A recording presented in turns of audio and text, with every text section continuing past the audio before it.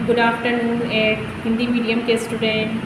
आज हम सामाजिक विज्ञान में पार्ट 3 ब्रिटिश शासन के विरुद्ध संघर्ष के आगे का भाग पढ़ेंगे। आज हम ये लेसन कंप्लीट करेंगे।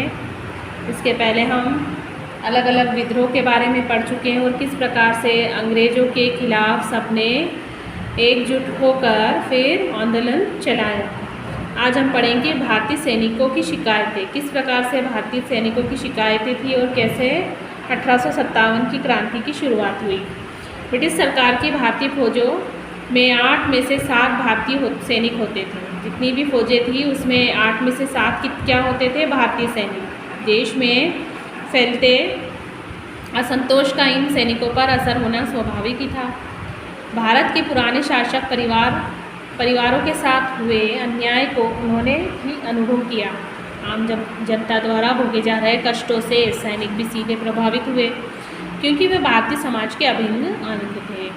इसके अलावा भारतीय सिपाहियों की भी अपनी कुछ खास शिकायतें थी, जिनके कारण वे विद्रोह के अगुवा बने।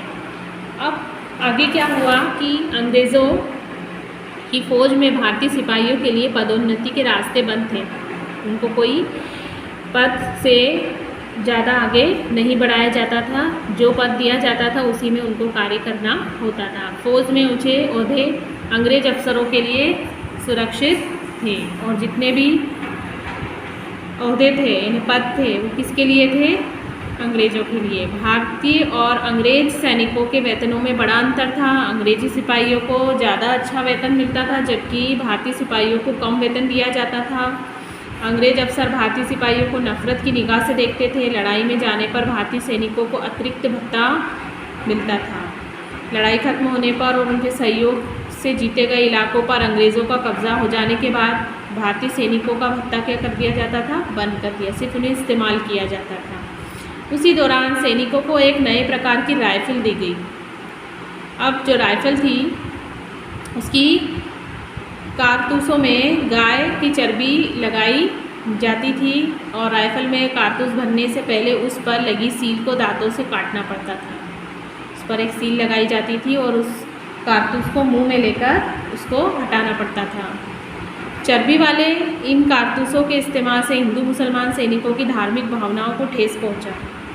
यही बात स्वतंत्रता संग्राम का तात्कालिक कारण बनी। सैनिकों ने कारतूस भरने से इनकार कर दिया तो मेरठ में 85 भारतीय सैनिकों को जेल की लंबी सजा सुनाई गई। 10 मई 1857 को मेरठ के सैनिकों ने इन पर विद्रोह कर दिया। बैरकपुर में मंगल पांडे पर चर्बी युक्त कारतूसों के प्रयोग पर दबाव पड़ने पर उसने 2 अंग्रेज़ों पर आक्रमण किया, जिस कारण उसे मृत्युदंड दिया गया। यहीं से आंदोलन प्रारंभ हो गया। आंदोलनकारी सेना ने दिल्ली पर कब्जा कर लिया। उसके बाद बहादुर शाह जफर को भारत का बादशाह घोषित कर दिया। उसके बाद क्रांति देश के अन्य भागों में फैल गई।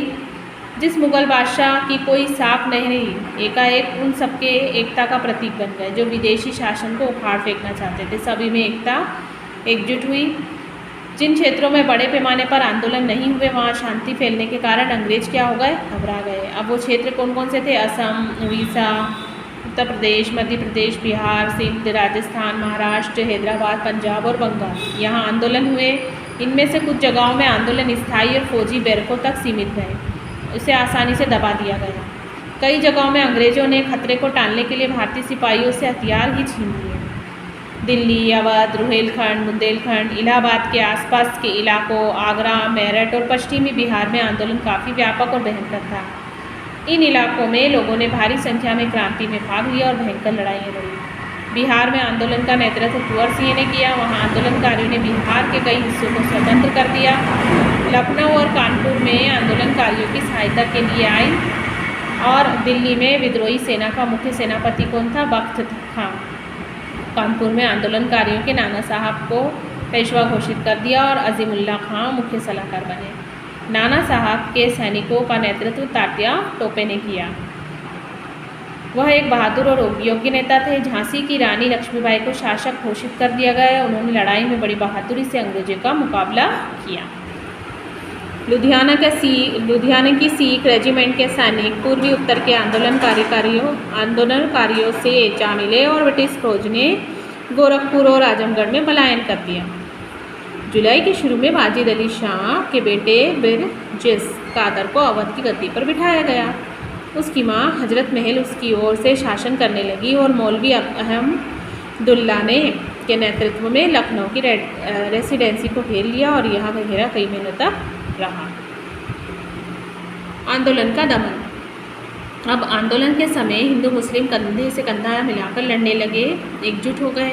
एक दूसरे के लिए कोशिश को देखते हुए अंग्रेज़ ने हिंदू मुसलमानों को लड़ाने की कोशिश कर दी। अब देखा कि जब हिंदू मुसलमान एकता ज़्यादा जोर पकड़ रही है और सभी एक दूसरे का साथ दे रहे हैं, तो अंग्रेज़ क्या हो गए, बौखला गए और उन्हें लगा कि अब हमारा पतन निश्चित है। इसलिए उन्होंने क्या किया, हिंदू और मुसलमान एकता को छिन्न भिन्न करना शुरू कर दिया। उदाहरण के लिए उन्होंने बरेली में खान बहादुर खां के नेतृत्व के खिलाफ हिंदुओं को लड़ाने के लिए 50,000 रुपये मंजूर किए, मगर ऐसी तमाम कोशिशें बेकार रही। आंदोलन के नेताओं ने बहादुर शाह को हिंदुस्तान का बादशाह माना। वह विदेशी शासन को उखाड़ फेंकने के लिए संघर्ष कर रही समस्त जनता के लिए एकता का प्रतीक बन गया। किंतु आंदोलन का व्यापक स्वरूप होने पर भी 1 साल से कुछ अधिक समय बाद ही दबा दिया गया और सितंबर 1857 में अंग्रेज़ों ने दिल्ली पर पुनः कब्जा कर लिया। बहादुर शाह को बंदी बना लिया गया और उन पर अभियोग चलाकर रंगून निर्वासित कर दिया। उन्हें रंगून की जेल में भेज दिया गया। वहीं 1862 में उनकी मृत्यु हुई और सितंबर 1858 ईस्वी में लखनऊ पर ब्रिटिश सैनिकों का कब्जा हो गया, मगर बेगम हजरत महल ने समर्पण करने से इनकार कर दिया और वह नेपाल चली गई। झांसी की रानी ने तात्या टोपे के साथ अंग्रेज़ों का सामना किया, किंतु 3 अप्रैल 1858 को अंग्रेज़ सेना अधिकारी यूरोज ने झांसी पर अधिकार कर लिया। रानी लक्ष्मीबाई व तात्या टोपे 4 अप्रैल को कालपी पहुँचे, किंतु मई 1858 ईस्वी में कालपी पर भी अंग्रेजी सेना ने अधिकार कर लिया और रानी लक्ष्मीबाई अन्य नेताओं ने ग्वालियर के किले पर अधिकार कर लिया। जून 1858 में ग्वालियर पर अंग्रेज़ों ने अधिकार करने का प्रयास किया। रानी लक्ष्मीबाई ने अत्यंत वीरतापूर्वक अंग्रेज़ों का सामना किया और वीरगति को प्राप्त हो गई। तात्या टोपे मध्य प्रदेश और राजस्थान में अंग्रेज़ों से 2 साल तक लड़ते रहे। एक मित्र के विश्वासघात के कारण वह भी अंग्रेज़ों के कब्जे में आ गए और उन्हें फांसी दे दी गई। अप्रैल 1858 में गंभीर रूप से घायल होने के बाद कुंवर सिंह की भी मृत्यु हो गई।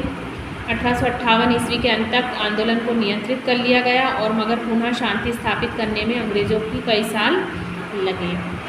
फिर आंदोलन के दमन के दौरान उसके बाद ब्रिटिश सैनिकों ने आंदोलनकारी नेताओं, सैनिकों और आम जनता के साथ अमानवीय व्यवहार किया, उनके साथ बुरा व्यवहार किया। विजयी ब्रिटिश सैनिकों ने बड़े पैमाने पर अत्याचार किए, बड़ी संख्या में लोगों को मौत के घाट उतार दिया और बहुत से गाँवों को मिट्टी में मिला दिया, पूरी तरह से इन गाँवों को नष्ट कर दिया। और शहरों को आंदोलनकारियों के कब्जे से मुक्त करने के बाद ब्रिटिश सैनिकों ने उन्हें खूब लूटा।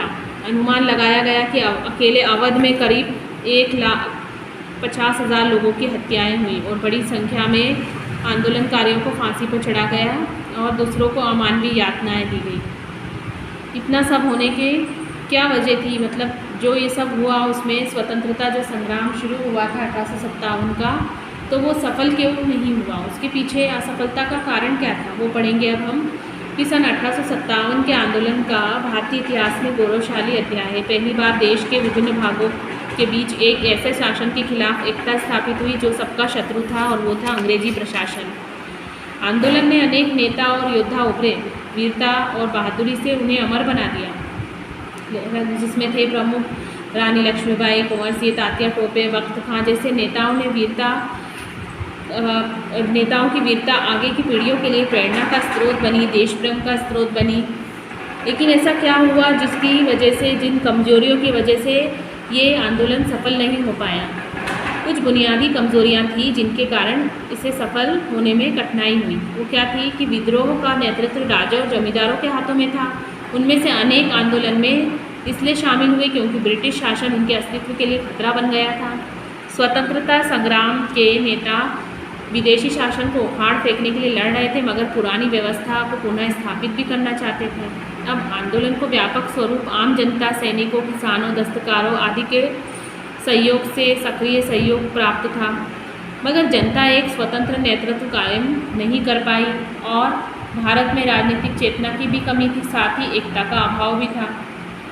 दूसरी कमजोरियाँ क्या थी कि मुग़ल बादशाह को आंदोलनकारियों ने भारत का सम्राट तो मान लिया था। ब्रिटिश शासन को उखाड़ फेंकने के उद्देश्य से सभी आंदोलनकारी एकजुट नहीं हो पाए। अधिकतर आंदोलनकारी अपने खास इलाकों में ही लड़ते रहे, बाहर निकले ही नहीं। और जिन विभिन्न क्षेत्रों में लड़ रही शक्तियों के बीच ठीक से तालमेल भी नहीं था। और इसके अलावा जिन राजाओं और सरदारों को अंग्रेज़ों ने पदच्युत नहीं किया था, उनमें से बहुतों ने आंदोलन के दौरान अंग्रेज़ों का साथ दिया और उनसे हाथ मिला लिया। ब्रिटिश शासन के प्रति सब जगह तीव्र असंतोष ही देखने को मिला। कई साल की लड़ाई के बाद भी पंजाब में अंग्रेज़ों ने व्यवस्थित प्रशासन कायम किया था और वहाँ लोग उत्तर भारत के अन्य भागों की तरह असंतुष्ट नहीं थे। इसलिए आंदोलनकारियों की प्रति सहानुभूति होते हुए भी पंजाब में बड़े पैमाने पर कोई भी संघर्ष नहीं हुआ और स्वतंत्रता संग्राम के साथ भारतीय इतिहास का एक युग ही समाप्त हो गया। 18वीं सदी की भारतीय राजनीतिक व्यवस्था को अंततः पूरी तरह खत्म कर दिया गया और जिन भारतीय राज्यों पर अंग्रेज़ों का कब्जा नहीं हुआ था वो कायम रहने दिया गया, मगर उनकी स्वतंत्रता खत्म हो गई। व्यवहारिक रूप से देखा जाए तो ब्रिटिश राज्य के अंग बन गए और आंदोलन के पश्चात कंपनी का शासन खत्म हो गया। लगभग ब्रिटिश सरकार ने भारतीय साम्राज्य पर सीधे शासन करना प्रारंभ कर दिया और भारत के प्रति ब्रिटिश शासकों की नीतियां और भावनाओं में अनेक परिवर्तन हो गए। इस तरह से 1857 का प्रथम स्वतंत्रता संग्राम पूरी तरह से सफल नहीं हुआ। यहाँ तक इस लेसन को आपको पढ़ना है।